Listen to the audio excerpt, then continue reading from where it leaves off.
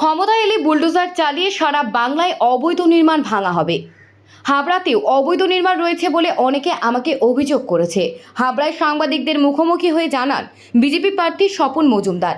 এছাড়া ডিএম এর বিরুদ্ধেও একরাশ ক্ষোভ উগরে দিয়ে বলেন, দু একদিনের নির্বাচন কমিশনের কাছে মেলে মারফত ডিএম এর বিরুদ্ধে অভিযোগ জানাবেন তিনি। দেখুন, এটা লোকাল জনগণের অভিযোগ আমাকে জানিয়েছে, সেটা আমি বলেছি। তার বাস্তবতা কি আছে সেটা জেনে যদি অবৈধ থাকে তো সেটাই করবো। ভাঙতে হবে, বুলডোজার লাগাবো তোমরা বাংলায়।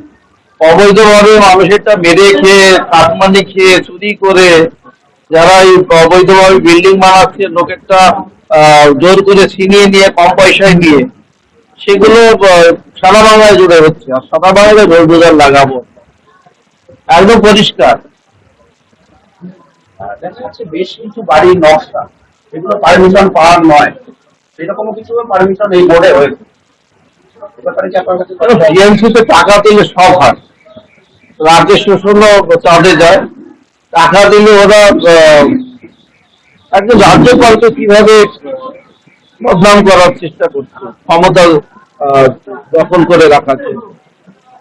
এর থেকে নিম্ন মানের মানুষ হতে পারে? মানে নরকের কীটের থেকে খারাপ বিএমসি দিলে পরিবেশের একদম তাই।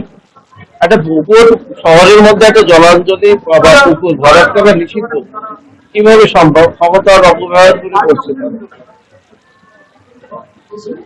এবং আমি যতটা শুনেছি, উনি যে স্কুলটা করেছে তার কোনো বৈধ কাগজপত্র নেই। আর বৈধ কাগজপত্র না থাকলে সেটা ভাবতে হবে। আপনাদের একাধিক জায়গায় আপনাদের দলীয় কর্মীরা আক্রান্ত হচ্ছে, পতাকা লাগাতে গিয়ে, কেউ প্রচার করতে গিয়ে, এবং একাধিক অভিযোগও হয়েছে। কি বলবেন, আপনাদের কর্মীরা কি ভয় পেয়ে যাবে? এখন প্রথমত দলদাস পুলিশ টোটালি টিএমসি দালালি করছে। আর সর্বপ্রথম বলবো, আমাদের বারাসাত লোকসভার ডিএম থেকে শুরু করে নিচু তলায় যতগুলো মানে বড় অফিসার রয়েছে, এসপি, ডিএসপি, আইসিওসি, সব কারাপ্টেড, সব জুড়ে আছে টিএমসির সঙ্গে। আমি তাদেরকে বলছি, আমি ডিএম সাহেবকেও বলছি, আপনার যে ডিউটি সেটা আপনি পালন করুন।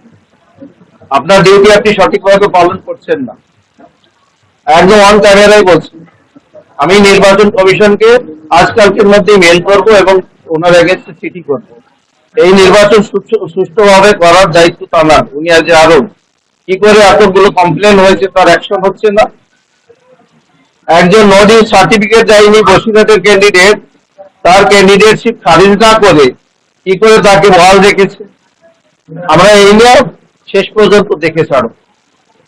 তৃণমূলের কত দালালি করা যায় এই সরকারের আমলে, এই টিএমসি সরকারের আমলে এই চটিচাটা পুলিশগুলো দেখিয়ে দিয়েছে। 21-এর বিধানসভার সময় এবং গত পঞ্চায়েত নির্বাচনে আপনাদের অনেক দলীয় কর্মী বাড়িতে ভাঙচুর করা হয়েছিল, কর্মীরা আক্রান্ত হয়েছিল, তারা বাড়ি ছাড়া হয়েছে। সেই কর্মীদের কি মনোবল ফেরানোর জন্য কি বলবেন? একদম, আমি প্রত্যেকটা কর্মীর জন্য বলবো, অন ক্যামেরায় বলে যাচ্ছি, আপনারা কোনো অন্যায় করবেন না। কোনো তৃণমূলের হারমাত বাহিনী অন্যায় করতে আসলে কাউকে ছাড়বেন না। গণতন্ত্র রক্ষা করার দায়িত্ব আপনারও, আমারও, প্রশাসনের। সেই জায়গায় কোনো আপোষ করবেন না আপনারা। আমাদের এই দেশ স্বাধীন করার জন্য অনেক আমাদের বীর পুলিশেরা তাদের বলিদান দিতে হয়েছে। আর এখন কিছু চোর চোরটা গুন্ডা বদমাইশ কাটমানিখোর, তাদের হাতে আমাদের এই গণতন্ত্রকে আবার বিলিয়ে দেবে তো হতে পারে নাকি? আপনারা একটা পুরোনো এলাকা, এখানকার পৌরসভা একসময় বিজেপি দখলে ছিল। কি আশা করছেন আপনারা? দেখুন, এই হাবড়ায় টিএমসি জামানত জব্দ হবে, আপনারা দেখে নেবেন 4 তারিখ। কি কারণে? হাবড়াবাসীর জন্য তৃণমূল কোনো কাজ করেনি। হাবড়ায় একটা উড়ালপুরের দরকার আছে, নাহলে বাইপাস করার দরকার আছে। এত কনজাস্টেড শহর, জল নিকাশির কোনো ব্যবস্থা নেই। এবং চালচর জ্যোতিপ্রিয় মল্লিক থাকাকালীন তার যে সংস্থাগুলো সব এই টোটাল ব্যবসায়ীদের কাছে হপ্তা আসুলি করেছে, তার একটা রিপার্কেশন তো আসবে। চোরটা জেলে গিয়েছে, আর নিচু তলায় যে কটা আছে সে কটা তো যাওয়ার সময় হয়ে আসবে। সেগুলোকে বলবো, মানুষ হয়ে যাও, তাহলে তাড়াতাড়ি ওই জ্যোতিপ্রিয় কাছে তোমাদেরও যাওয়ার সময় হয়ে আসবে।